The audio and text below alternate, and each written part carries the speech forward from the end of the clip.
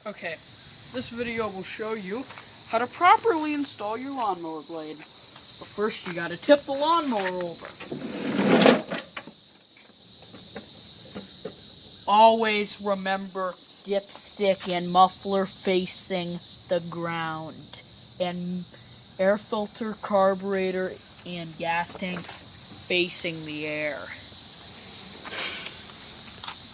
Because you don't want oil to destroy your air filter. I'm also going to need to take the blade off. Show you how to properly install it.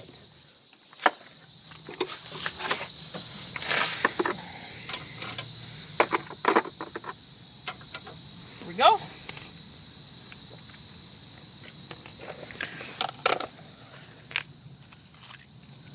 There it is. There we go. Oh. Yeah, the spark plug's off. You always want to make sure of that so that the engine doesn't accidentally start. Alright, here we go.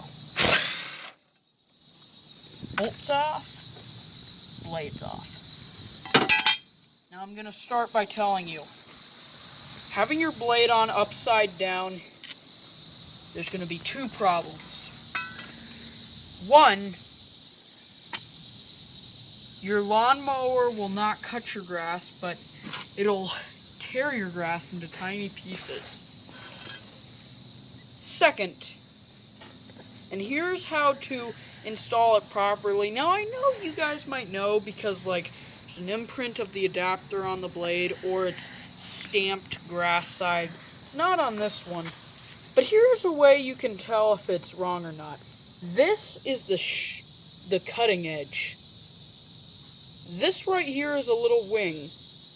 With it upside down, the wing is closer to the ground than the cutting edge is.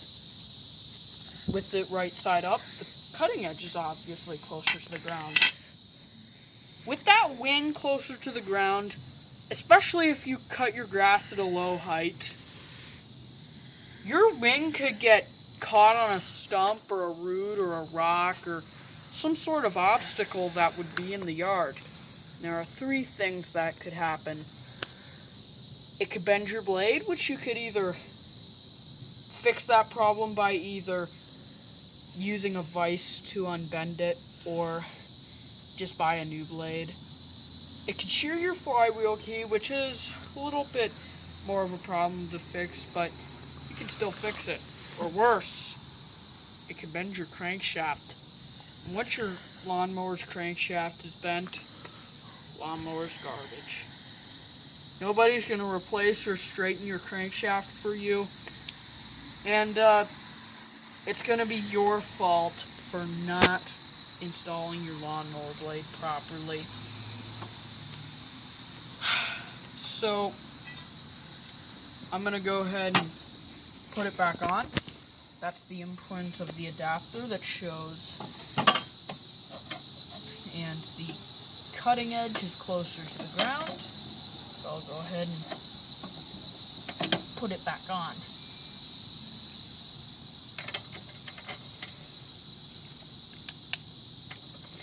Just use your impact to tighten it up.